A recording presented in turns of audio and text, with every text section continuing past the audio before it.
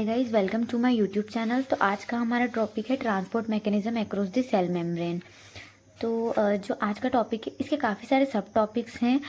Like हर जो topic है वो इम्पॉर्टेंट है, लाइक 5 मार्क्स या 2 मार्क्स में वो अपनी यूनि में आ सकता है। तो इसके लिए मैंने बहुत ही इंपॉर्टेंट टेबल बनाई है आपके लिए, that is classify the transport mechanism. ठीक है, ट्रांसपोर्ट मैकेनिज्म के 3 टाइप होते हैं, एक्टिव, पैसिव और इंटरसेलुलर कम्युनिकेशन। तो जो पैसिव ट्रांसपोर्ट है वो फर्दर डिवाइडेड होता है ऑस्मोसिस और डिफ्यूजन में, और diffusion are further divided into simple facilitated, osmosis are further divided into osmotic pressure और टोनिसिटी। एक्टिव ट्रांसपोर्ट के 3 टाइप होते हैं, primary, secondary, vesicular transport, which are further divided into symport, antiport, uniport और vesicular transport, endocytosis, exocytosis. उसके अलावा third topic होता है intercellular communication, जिसमें हम केमिकल मैसेंजर्स के बारे में पढ़ते हैं। नॉर्मली टॉपिक लोग जो है डिस्कस नहीं करते, लेकिन एके जैन और बुक्स में दे रखा है, तो हम इसको भी थोड़ा बहुत डिस्कस कर लेंगे। तो हम शुरुआत करते हैं बहुत ही सिंपल टॉपिक से, that is difference between active transport and passive transport. ये हम बचपन से पढ़ते आ रहे हैं, इसलिए हम इसको थोड़ा सा डिस्कस करेंगे सिर्फ। जैसे कि एक्टिव ट्रांसपोर्ट क्या होता है, consume energy in the form of ATP, ये रैपिड प्रोसेस है और हाईली सिलेक्टिव है। जबकि passive transport requires no energy और स्लो प्रोसेस और लेस सिलेक्टिव प्रोसेस है। अब हम नेक्स्ट आ जाते हैं पैसिव ट्रांसपोर्ट पे।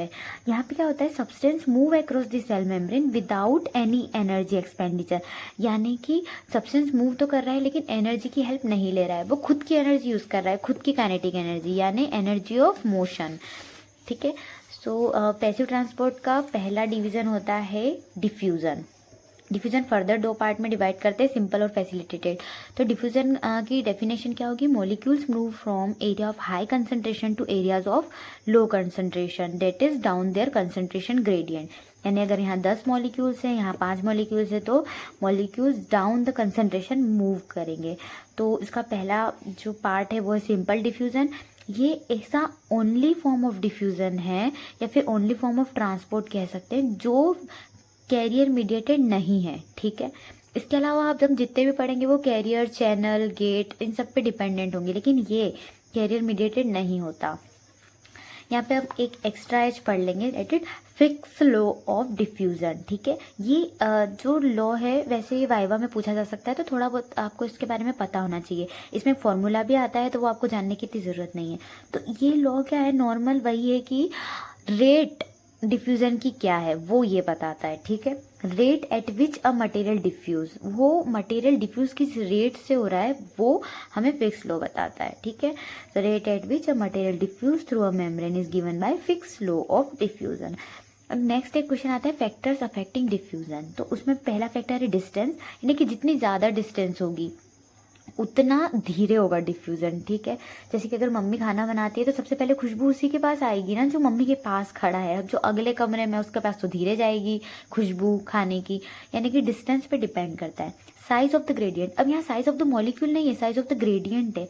यानी जैसे यहाँ पे 10 मॉलिक्यूल है, यहाँ पे 1 मॉलिक्यूल है, और पड़ोस वाले में 10 मॉलिक्यूल और 9 मॉलिक्यूल है, तो ज़्यादा जल्दी कौन ट्रांसफ्यूज करेगा, ये वाला। ठीक है, तो साइज ऑफ द ग्रेडियंट पे डिपेंड करता है। अब मॉलिक्यूलर साइज के तो इन्वर्सली प्रोपोर्शनल होगा, यानी कि जितना बड़ा मॉलिक्यूल होगा वो इतनी धीरे डिफ्यूजन होता है उसका। लिपिड सॉल्युबिलिटी के डायरेक्टली प्रोपोर्शनल होता है, यानी वाटर सॉल्युबल जो सब्सटेंसेस होते हैं वो धीरे जो डिफ्यूज़ करते हैं, लेकिन लिपिड सॉल्युबल बहुत फास्ट डिफ्यूज हो जाते हैं। Now next topic is facilitated diffusion. यहाँ पे क्या होता है कि ये डिफ्यूजन कैरियर या चैनल मीडिएटेड होता है। मैंने आपको पहले ही बताया था कि अब अगले हम सारे ऐसे ही पढ़ेंगे। इसकी डेफिनेशन क्या होगी कि एक ट्रांसमेम्ब्रेन प्रोटीन है जो कि हेल्प करता है स्पेसिफिक सब्सटेंस को cross the membrane. Transmembrane protein कौन होगा, कैरियर वगैरह जो कि हेल्प कर रहे हैं सब्सटेंसेस को मेम्ब्रेन क्रॉस करने में। ठीक है, ये कैरियर भी हो सकते हैं, चैनल भी हो सकते हैं। ये सिंपल डिफ्यूजन से फास्ट प्रोसेस है। अब यहाँ पे जो एक लाइन लिखी है इसको आपको मैं समझाती हूँ। जैसे कि कहीं जाने के 4 रास्ते हैं। ठीक है, अब चारों को हमने ब्लॉक कर दिया, मतलब चारों अगर ऑक्यूपाई हो गए, और अगर 5वां इंसान आ रहा है तो क्या वो जा पाएगा, नहीं, क्योंकि चारों रास्ते हमने बंद कर दिए हैं। इसका एक और एग्जांपल ले सकते हैं, जैसे हाँ तुम सबके घर पे स्पंज होते हैं, स्पंज में हम क्या करते हैं, वाटर को सोक करते हैं। अब पूरा स्पंज जब भर जाता है, यानी कि सारा वाटर उसमें सोक हो जाता है, तो क्या एक्स्ट्रा वाटर सोक हो पाता है, नहीं हो पाता ना, यानी कि वो सेचुरेट हो जाता है। तो उसी टाइप से जब कैरियर की सारी बाइंडिंग साइट्स ऑक्यूपाई हो जाती है तो उसको हम सेचुरेशन कह देते हैं। ठीक है, अब यहाँ पे मैंने आपके लिए एक ग्राफ भी बनाया है, सुंदर सा ग्राफ है वैसे, है ना। तो इस ग्राफ में क्या है, इधर कंसंट्रेशन ग्रेडियंट है और इधर रेट ऑफ डिफ्यूज़न है। अब सिंपल डिफ्यूजन में क्या होता है, जैसे जैसे कंसंट्रेशन ग्रेडियंट बढ़ता जाता है रेट ऑफ डिफ्यूजन बढ़ता जाता है, लेकिन फैसिलिटेटेड में ऐसा नहीं होता। यहाँ पे कंसंट्रेशन ग्रेडियंट सिर्फ तब तक बढ़ता है जब तक सेचुरेशन ना आया हो। जैसे ही सेचुरेशन आ जाएगा तो रेट ऑफ डिफ्यूज़न फिर नहीं बढ़ेगी, ठीक है, यानी फिर डिफ्यूज़ नहीं होगा। यानी कंसंट्रेशन ग्रेडियंट जब तक ही बढ़ता है जब तक सेचुरेशन ना आया, फिर ये भले बढ़ता भी रहे तो भी कोई फ़र्क नहीं पड़ता, रेट ऑफ डिफ्यूज़न नहीं बढ़ता, वो रुक जाता है वहीं पे। अब जैसे एग्जांपल सब कैरियर मीडिएटेड के आपने हमने ही सुना है, ग्लूकोज काय से ट्रांसपोर्ट हो रहा है, ग्लूट चैनल से, तो glucose transport by the glucose transporter GLUT channel mediated सबको ही पता है। नर्व और चैनल्स में कौन से, नर्व्स और सेल्स में कौन से चैनल्स होते हैं, पोटेशियम और chlorine channels, simple. Next topic is osmosis. तो ऑस्मोसिस पता होने के पहले तुम्हें पता होना चाहिए सिलेक्टिवली परमिएबल मेम्ब्रेन।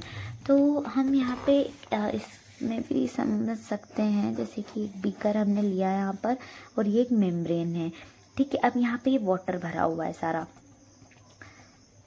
अब यहाँ पे कुछ मॉलिक्यूल्स है सॉल्यूट के।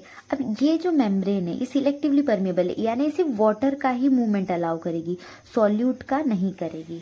समझे तुम लोग। यानी कि सिलेक्टिवली परमेबल मेम्ब्रेन क्या होती है, तो सिलेक्टिवली परमेबल मेम्ब्रेन ऐसी मेम्ब्रेन होती है जो कि सिर्फ परमेबल होती है सॉल्वेंट के लिए, सॉल्यूट के लिए नहीं होती। अब ऑस्मोसिस क्या है, तो ऑस्मोसिस एक पैसिव फ्लो है सॉल्वेंट का, सिर्फ सॉल्वेंट का, ठीक है, क्योंकि सिलेक्टिवली परमेबल मेम्ब्रेन से हो रहा है।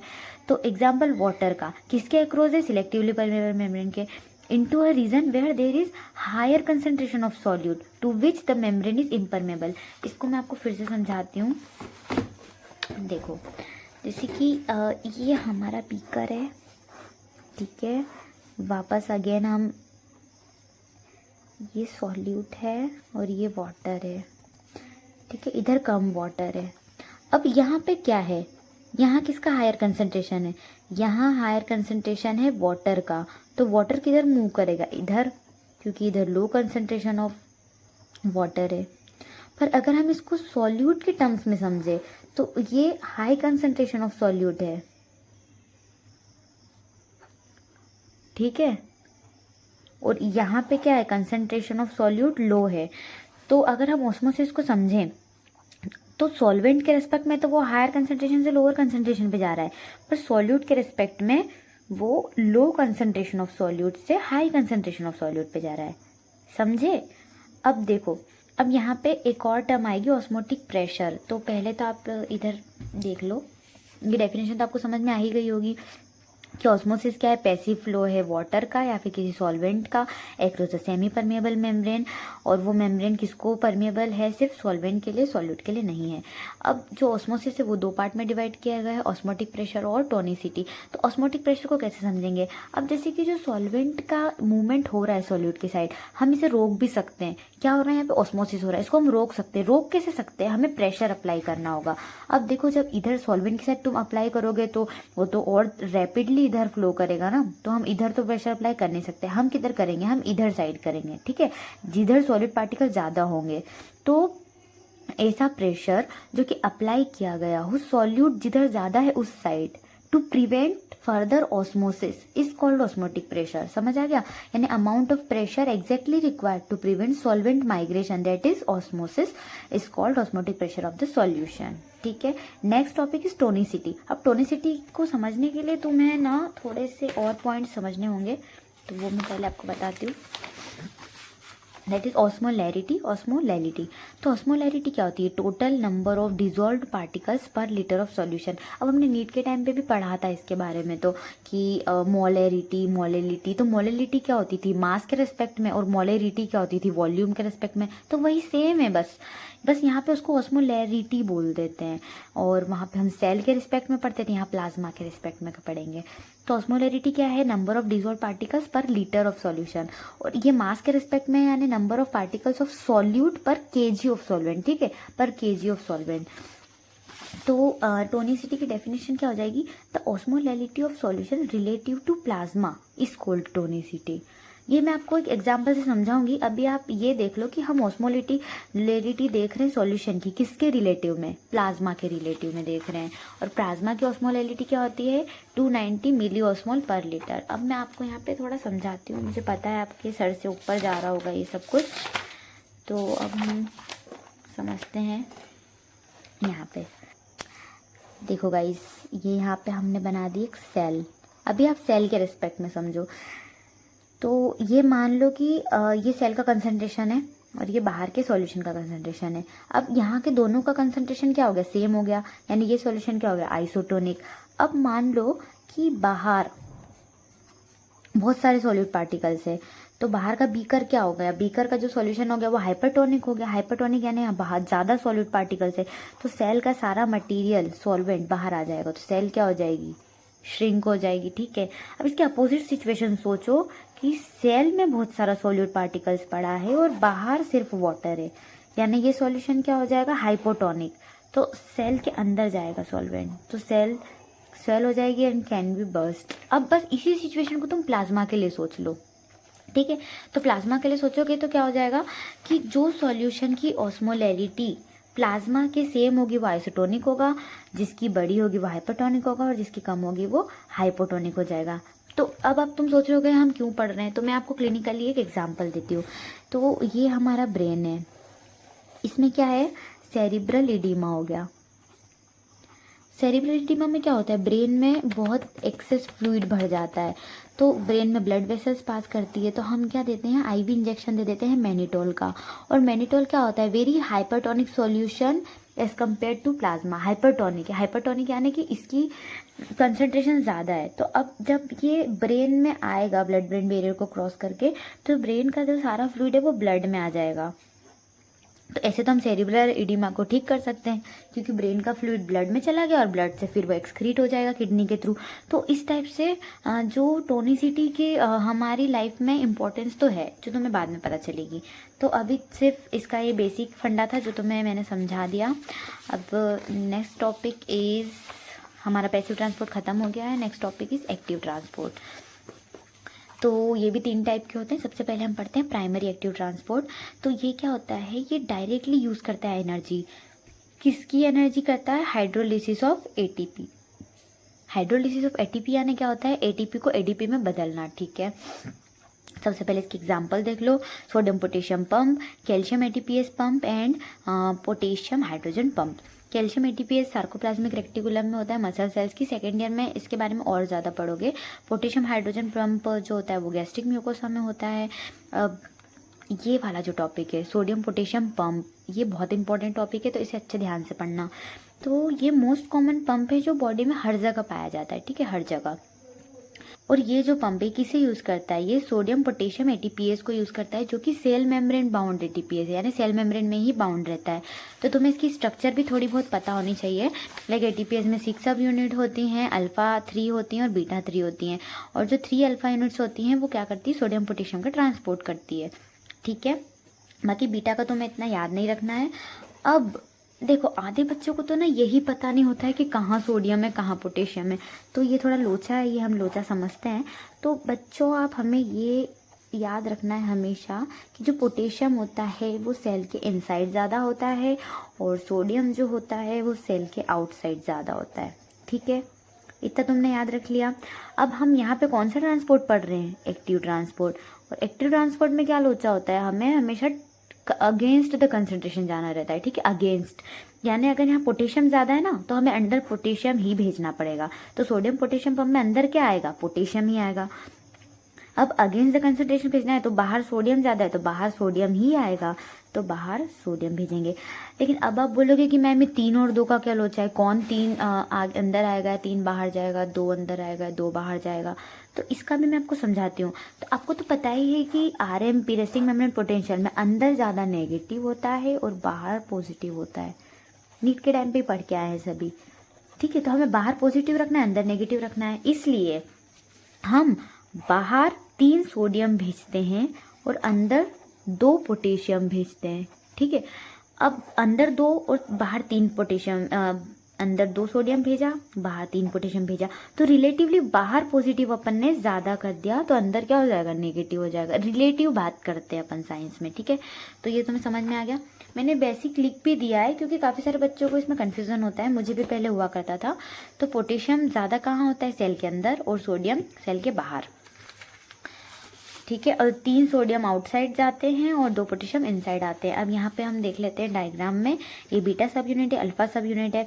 अब यहाँ पे जो अल्फा सब यूनिट है ना, इसमें क्या होता है, इंट्रा सेल्यूलर साइड में यहाँ पे ये सोडियम की बाइंडिंग साइड होती है और एक्स्ट्रा सेल्यूलर साइड में पोटेशियम की बाइंडिंग साइड होती है, और एक यहाँ पे ATP बाइंडिंग साइड होती है, और एक ये फॉस्फोराइलेशन साइड। अब जब सोडियम बाइंड करता है, ठीक है, सोडियम बाइंड करता है तो क्या होता है कि ATP में से एक फॉस्फेट ग्रुप निकल जाता है और इस अल्फा सब यूनिट के एस्पार्टिक एसिड से जुड़ जाता है, यानी कि अल्फा सब यूनिट का फॉस्फोराइलेशन हो जाता है। फिर इसमें शेप चेंज हो जाता है और ये सोडियम इसको बाहर फेंक देता है, ठीक है। उसके बाद सेम ऐसा पोटेशियम में भी कुछ कुछ होता है, लाइक पोटेशियम जैसे ही जुड़ा तो वो जो एस्पार्टिक एसिड में हमने फॉस्फेट जोड़ा था वो वापस से उसमें से निकल जाता है। एस्पार्टिक एसिड और फॉस्फेट बॉन्ड का जो फॉस्फेट का बॉन्ड था वो टूट जाता है, यानी डीफॉस्फोराइलेशन हो जाता है, फिर से शेप में चेंज होता है और पोटेशियम को ये अंदर फेंक देता है। तो बस यही टाइप का मैकेनिज्म ऑफ एक्शन है। वैसे इतना याद रखने की ज़रूरत नहीं है, बस तुम्हें थोड़ा बहुत पता होना चाहिए। अब इसकी इंपॉर्टेंस क्या है, तो ये मेंटेन करता है RMP को, हम सब्सिक्वेंट वीडियोस में पढ़ेंगे। एक्साइटेशन कॉन्ट्रैक्शन कपलिंग में काम करता है, regulation of normal cell volume, ठीक है। Now next topic is secondary active transport.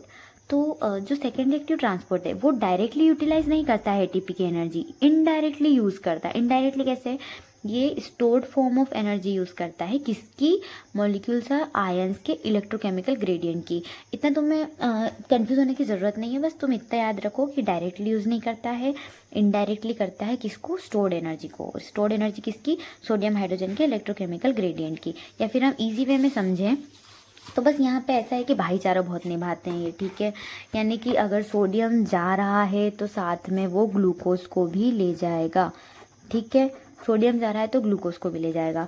जैसे कि ये एक चैनल है, तो मतलब यहाँ पे ऐसा मैकेनिज्म ऑफ एक्शन होता है कि यहाँ पे जैसे सोडियम जुड़ गया तो सोडियम क्या करेगा, ग्लूकोज की एफिनिटी को बढ़ा देता है यहाँ पे, कि मैं जुड़ गया हूँ, अब भाई तू भी आ जा। तो सोडियम और ग्लूकोज दोनों जुड़ गए तो इस क्या होगा, हमेशा की तरह इस चैनल में क्या होगा, शेप चेंज होगा और ये दोनों के दोनों अंदर आ जाएंगे, ठीक है। तो अब हम इसके टाइप्स देख लेते हैं। यूनिपोर्ट्स जो कि सिंगल सब्सटेंस को ट्रांसपोर्ट करते हैं वन डायरेक्शन में। एग्जाम्पल क्या हो जाएगा इसका, ग्लूकोज। आप यहाँ पे देख भी सकते हो, एक सब्सटेंस जा रहा है एक डायरेक्शन में, यूनिपोर्ट। सिम्पोर्ट क्या होता है, दोनों सब्सटेंस एक साथ जा रहे हैं एक डायरेक्शन में। एंटीपोर्ट, दो सब्सटेंस एक साथ जा रहे हैं अपोजिट डायरेक्शन में। जैसे कि यहाँ पे मैंने बता दिया है, दोनों एक साथ जा रहे हैं, इसका एग्जाम्पल क्या हो गया, sodium glucose symport. Sodium glucose भाई भाई, हमेशा याद रखना। और यहाँ पे क्या हो रहा है, दो सब्सटेंस अपोजिट डायरेक्शन में जा रही है, ये इधर ये इधर। इसका एग्जाम्पल हो गया सोडियम पोटेशियम पंप और sodium calcium pump. Now the next topic is vesicular transport. तो वेसिकुलर ट्रांसपोर्ट के भी दो टाइप होते हैं, एंडोसाइटोसिस एंड एक्सोसाइटोसिस। सेल्स इसे काफ़ी तरीके से यूज़ करती है। तो एंडोसाइटोसिस में क्या होता है, जो पार्टिकल्स हैं वो आते हैं सेल मेम्ब्रेन के ऊपर। अब जैसे आपने अमीबा को देखा होगा, वो एकदम इंगल्फ कर लेता है, उसी टाइप से सेल यहाँ पे इंगल्फ कर लेती हैं, अंदर इसको ले लेती हैं और उसके बाद इसकी एक वेसाइकल बना देती है। यहाँ से डिटैच हो जाएगा, फिर वेसाइकल बन जाएगा, फिर फर्दर प्रोसेस जो होनी है वो हो जाती है। लाइक या तो वो किसी और वेसाइकल से जुड़ेगा या फिर रिलीज हो जाएगा, ठीक है। तो एंडोसाइटोसिस की डेफिनेशन क्या हो जाएगी, endocytosis is the process where a cell takes a substance from its external environment by engulfing them, ठीक है। एग्जाम्पल हो जाएगा जैसे कि सेल्स न्यूट्रिएंट्स लेती है अपने सराउंडिंग फ्लूइड से। एक्सोसाइटोसिस क्या होता है, यहाँ पर जो वेसाइकल है वो पहले सेल मेम्ब्रेन पे फ्यूज़ होती है और फिर सेल मेम्ब्रेन फर्दर वो जो कंपोनेंट्स हैं उनको एक्सक्रीट कर देती है बाहर। तो एक्सोसाइटोसिस एक प्रोसेस है वेयर सेल रिलीज करती है सब्सटेंस को, कहाँ, एक्सटर्नल एनवायरनमेंट में, by fusing vesicle with the cell membrane. Example क्या हो जाएगा, न्यूरोट्रांसमीटर बाय नर्व सेल। अब यार ये तो बहुत ही आसान है, हम कितना पढ़ते हैं इसको कि ये एक नर्व है और ये यहाँ पे एसिटाइलकोलिन है और ये इस पर फ्यूज़ हो गया और यहाँ पे एसिटाइलकोलिन को उसने रिलीज़ कर दिया, फिर अदर नर्व है वो वहाँ रिसेप्टर पे जाएगा वगैरह वगैरह। तो ये एक्सोसाइटोसिस होता है। उसके बाद हाँ एंडोसाइटोसिस को भी फर्दर डिवाइड करते हैं फैगो, पिनो और रिसेप्टर मीडिएटेड। फैगोसाइटोसिस यानी सेल ईटिंग, पिनोसाइटोसिस यानी सेल ड्रिंकिंग, रिसेप्टर मीडिएटेड एक स्पेशल टाइप का एंडोसाइटोसिस है। सेल फैगोसाइटोसिस यानी कि सेल ईट कर रही है, यानी कि जैसे बैक्टीरिया खा रही है, ठीक है। पिनोसाइटोसिस यानी सेल ड्रिंकिंग, कुछ पी रही है सेल, ठीक है। इसकी भी आसान से definition, specifically cell drinking, cell takes in fluids यानी सेल फ्लूइड्स इनटेक कर रही है। एग्जाम्पल क्या हुआ, जैसे कि जीआईटी की सेल्स और रीनल सेल्स क्या करती है, वाटर एब्जॉर्ब करती है, तो वो एंडोसाइटोसिस ही तो है। नेक्स्ट रिसेप्टर मीडिएटेड एंडोसाइटोसिस, इसमें क्या होता है कि जो सब्सटेंस होते हैं वो पहले रिसेप्टर पे बाइंड करते हैं, फिर रिसेप्टर सब्सटेंस कॉम्प्लेक्स बनता है और फिर सेल उसको इनगल्फ करती है, ठीक है। यानी स्पेसिफिक अपटेक ऑफ मॉलिक्यूल्स होता है that bind to cell surface receptors, पहले वो सेल सरफेस रिसेप्टर्स पर बाइंड करते हैं। Now next topic is intercellular communication, और इसमें हम क्या पढ़ते हैं, केमिकल मैसेंजर्स। वैसे ये टॉपिक बहुत वास्ट दे रखा है, लेकिन हम इसको सिर्फ थोड़ा बहुत ही पढ़ेंगे, जितना मतलब हमें इसका नॉलेज हो जाए थोड़ा सा। तो इसकी डेफिनेशन क्या है, cells communicate with each other via chemical messengers. Normally cells एक दूसरे से बात करती हैं, तो किस तरीके से करती है, केमिकल मैसेंजर्स के थ्रू करती है। इसके टाइप्स क्या होते हैं केमिकल मैसेंजर्स के, तो यहाँ पे हार्मोन्स और न्यूरोट्रांसमीटर्स, ठीक है। और भी टाइप्स होते हैं पर तुम नॉर्मली 2 ही याद रखो। मतलब कि इसका मतलब क्या हुआ टाइप ऑफ केमिकल मैसेंजर का, तो मैं आपको बताती हूँ। जैसे कि यहाँ पे हुई 2 न्यूरॉन, न्यूरॉन्स क्या होती है, सेल्स ही तो होती हैं, और सेल्स को आपस में कम्युनिकेट करना होता है। अब एक सिग्नल आया, तो अब उसको सिग्नल को इधर से इधर कन्वे करना है, तो कन्वे करने के लिए कौन होगा, मतलब कुछ न कुछ मीडिएटर तो होना ही चाहिए ना। तो मीडिएटर कौन होता है, केमिकल मैसेंजर। इसको कुछ बात बोलनी है तो ऐसे तो बोल नहीं सकती, कुछ न किसी न किसी के थ्रू बोलनी होगी ना, तो ये केमिकल मैसेंजर्स का यूज़ करती है। अब ये वेसाइकल है, ठीक है। अभी वेसाइकल यहाँ पे पहले तो एक्सोसाइटोसिस के थ्रू यहाँ पे न्यूरोट्रांसमीटर को रिलीज कर देगी, न्यूरोट्रांसमीटर यहाँ रिसेप्टर है, तो रिसेप्टर के थ्रू यहाँ पे लग जाएंगे, तो ये क्या हो जाएगा, केमिकल मैसेंजर। तो ये क्या था, ये न्यूरोट्रांसमीटर, ठीक है, यानी कि केमिकल मैसेंजर। समझ में आया केमिकल मैसेंजर क्या होता है। अब यहाँ पे एक प्रोसेस भी हुई है, वो मैं आपको आगे बताती हूँ। पहले तो इसका मैकेनिज्म देखो, मैकेनिज्म होता है सिक्रीशन, डिफ्यूजन या फिर गैप जंक्शन। तो पहले हम इसे समझते हैं, ठीक है। तो सिक्रीशन और डिफ्यूज़न क्या होता है, तो जैसे कि ये सेल है, ठीक है। अब यहाँ से यहाँ इसको पहुँचाना है, जैसे कि ये पहुँचा रही थी। अब ये इसको यहाँ पे से पहले क्या कर देगी, सिक्रीट कर देगी। सिक्रीट कहाँ करा है, एक्स्ट्रा सेलुलर फ्लूइड में, और फिर वो यहाँ से इधर अंदर चले जाएगा थ्रू डिफ्यूज़न। यानी इस पार्टिकल को पहले एक्स्ट्रा सेलुलर फ्लूइड में आना पड़ा ना, तो यहाँ पे क्या मैकेनिज्म हुआ कि ये यहाँ से पहले सिक्रीट हुई, फिर यहाँ से डिफ्यूज़ हुई, ठीक है। इसके अलावा एक और मैकेनिज्म हो जाता है गैप जंक्शन का, यानी वो एक्स्ट्रा सेलुलर फ्लूइड में अब नहीं आ रहा है, वो डायरेक्ट यहाँ से यहाँ भेज रही है। तो ये मैकेनिज्म है इसका, ठीक है, सिक्रीशन, डिफ्यूजन और गैप जंक्शन। सिग्नल ट्रांसडक्शन क्या होता है, वही है सेम, लाइक ये सेल है, यहाँ से एक सिग्नल आया, यहाँ रिसेप्टर था, तो रिसेप्टर ने पहले उसको रिकॉग्नाइज किया, तो वो रिसेप्शन हो गया। यहाँ न्यूक्लियस बैठा है जो काम करेगा, तो वो सिग्नल यहाँ पे रिसेप्शन हो गया। अब रिसेप्शन जब पूरी सेल क्रॉस करके आएगा यहाँ तक, तो इस प्रोसेस को ट्रांसडक्शन कह देंगे। फिर इफेक्टर यहाँ बैठा हुआ है, वो उसको कुछ कुछ कहेगा कि भाई तुम्हें ये वो काम करवाना है, तो वो सुन लेगा और फिर वो क्या कर देगा, रिस्पॉन्स कर देगा। तो यही सिग्नल ट्रांसडक्शन होता है। इसके एग्जाम्पल होते हैं ग्रोथ फैक्टर, यानी कि अगर हमें ग्रोथ की ज़रूरत है तो हम बोल देंगे कि भाई स्टिमुलेट करो ग्रोथ को और बढ़ाओ, हमारे नंबर्स बढ़ाओ, तो सेल ग्रोथ स्टिमुलेट हो जाती है। और या फिर हमें कोई इम्यूनिटी वगैरह की ज़रूरत होती है तो साइटोकाइंस रिलीज़ होते हैं, ये भी केमिकल मीडिएटर्स होते हैं। तो साइटोकाइंस रिलीज़ होंगे तो वो क्या करेंगे, इम्यून रिस्पॉन्स को बढ़ाएंगे और इन्फ्लेमेशन करवाएंगे। और न्यूरोट्रांसमीटर तो हम कब से बात कर ही रहे हैं। तो इसी के साथ हमारा टॉपिक ख़त्म होता है। बहुत ही वास्ट टॉपिक है लेकिन बहुत आसान टॉपिक है। अगर आप नोट्स से एक बार और रिवाइज करेंगे तो आपको ये अच्छे से याद हो जाएगा। तो अगर आपको ये नोट्स चाहिए तो हमारे टेलीग्राम चैनल पे जाके आप इसे डाउनलोड कर सकते हैं। लिंक मैं डिस्क्रिप्शन में प्रोवाइड कर दूँगी। And thank you.